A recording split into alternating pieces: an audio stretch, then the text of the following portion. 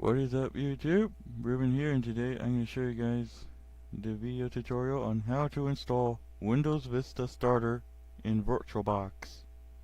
Now, this is in our first set of VirtualBox tutorials. I already showed you guys how to celebrate Windows 95 and NT 4.0, and I used that program to show how Windows 95 and NT 4.0 are existed. I already done that video, so if you want to check it out, I will put the link in the video description. And as you can see, the bar that is located right here is showing up. So I'm using Bandicam for this, so I'm going to do it in different ways this time, because if you don't see the intro, that means I'm using a video editor called OpenShot Video Editor, or simply OpenShot. If there is an intro, that means I have a sign of using Movie Maker. Anyway, let's get into the tutorial. There will be at least a couple links that you're going to need. One is VirtualBox. Two is the actual ISO. Of course, Windows Vista is abandonware now, so you can find it somewhere. So let's actually get in here. So let's open up VirtualBox. I am running 5.2.16. Yours may be different because the latest version is 6.0. So we're gonna hit new, and I'm gonna type in Windows Vista Starter. Hold on. Now, when you get to the version, you need to click on Windows Vista 32-bit, because Starter is only like a limitation of 1 gig of RAM and 250 gig hard drive space maximum. So we're going to hit next. You can leave it 512 megabytes. I'm going to do that because since it is going to go up to 1 gigabyte, 512 megabytes should be enough. So hit next, hit create, do VDI or whatever you can use. Do not do fixed size, you have to do dynamically allocated. So hit next. I'm going to do it in a different location. Should be, you can do 25 gigabytes, but I'm actually going to do 64 gigabytes for reference, just for purposes only, and then hit create. Now what you're going to do is you're going to click on settings. I'm doing it the EPAN way because I do watch everything EPAN quite a lot recently. Click on storage, click on this empty optical drive, and you're going to click here where it says choose a virtual optical disk or physical drive to use with the virtual drive, and you can read it yourself. Then you're going to click on choose virtual optical disk file, and mine is located in my flash drive.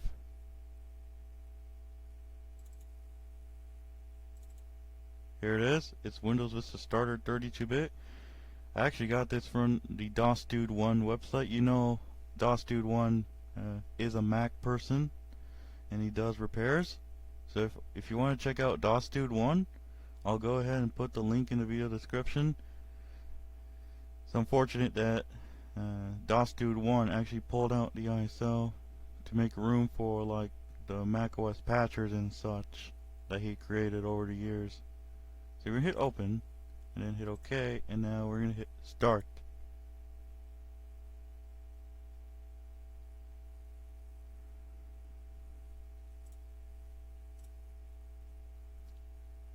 It should say Windows is loading files because there is no data on there.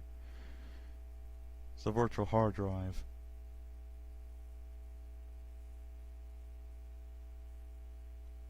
Obviously it's not going to take that long because we are using newer hardware, because that one has my Xeon X5680 and 4 gigabytes of RAM, which should be enough for this tutorial.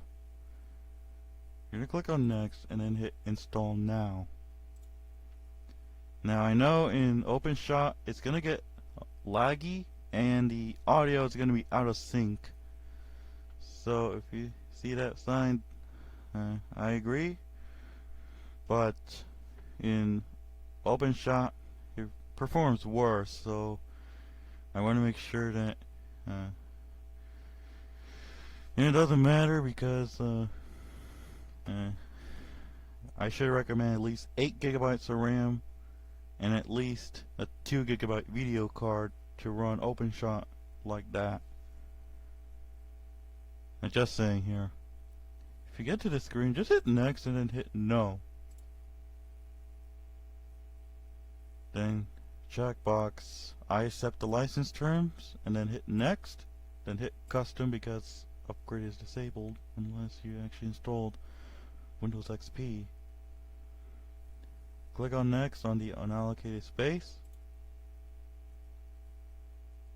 and now it's going to copy file. So what I'm going to do is I'm going to go ahead and pause the video.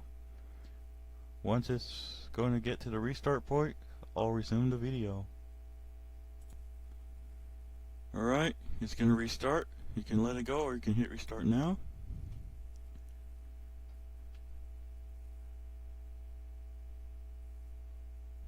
Do not hit any key to boot from the CD or DVD, otherwise you will go in a constant loop.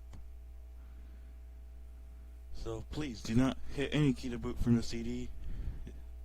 Of course it is capable of running on a CD, so don't worry, you can put on a CD, any machine that supports CD-Rs and such. Just use the CD-R disk for the sake of time. So you can install on pretty much on any computer up to at least 2008, and you can see that it's going to prepare to start for the first time for Windows Vista Starter. So let me go ahead and pause it, so I'll be back. Oh wait, never mind.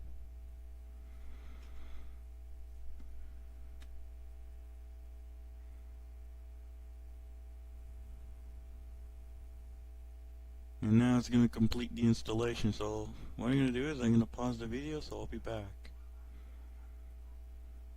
And please ignore the dogs barking in the background if you may be able to hear it. If not, don't worry. If this is a black screen, just don't worry, it's normal in Windows Vista. Should not take that long because we are using 4 gigabytes of RAM in that machine, the host machine I should say.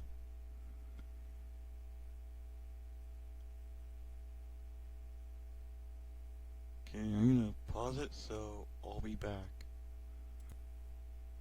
Just 5 seconds after the pause, it's gonna restart. Again, don't hit any key to boot from the CD, of course. You don't want to do that. And since it has a time limit of 10 minutes, thanks to the magic of video editing, I can go ahead and run for more than that.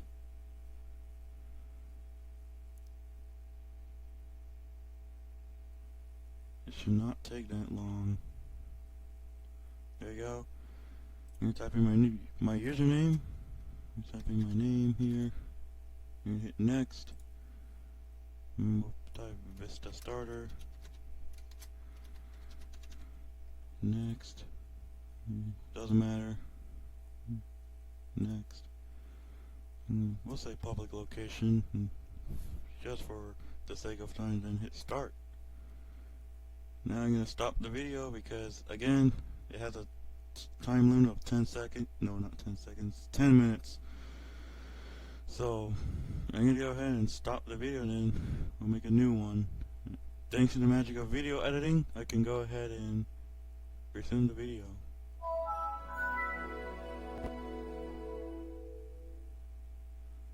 Right. I'll go ahead and stop the video, so I'll be back.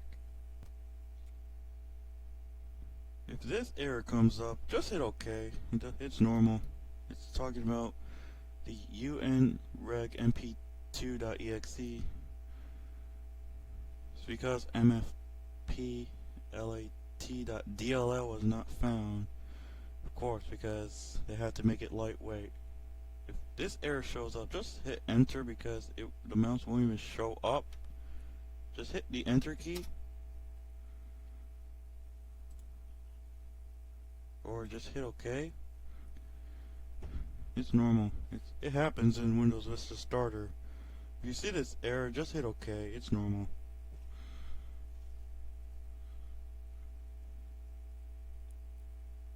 Now, it should not take that long.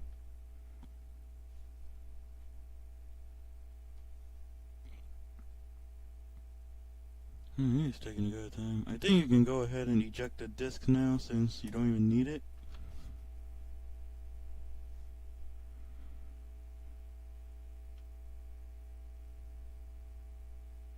And I believe it is set to 800 by 600. I think it is.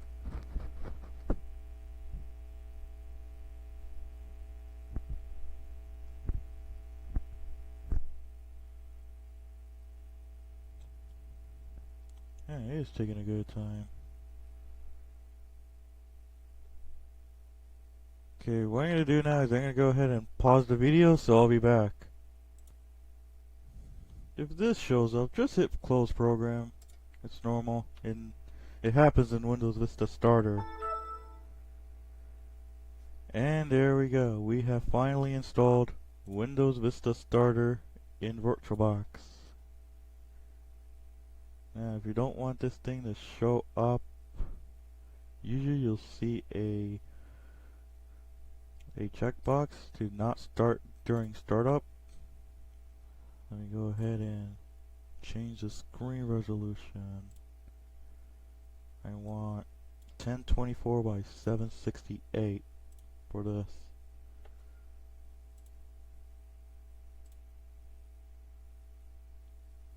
Usually in other versions of Windows Vista it should have a checkbox, but it doesn't. And that is it. If I hit WinRAR and type WinRAR, it says Windows Vista Starter. So that means you have successfully installed Windows Vista Starter in VirtualBox. So thank you guys for watching. Please be sure you hit the subscribe button and also hit the bell icon when I upload new videos. Or make a live stream. I am planning to do live streams every Thursday. All has to depend. So there you go, people. Please remember to like and subscribe, of course. And you also again have to hit that bell icon. Also, you can follow me on Twitter at RubenAparicio17. And I'm also going to follow or should I say, you should also follow me on Instagram at Ruben the Transit Fan. So there you go, people. That's how to install Windows Vista Starter in VirtualBox. So I'll see you next time.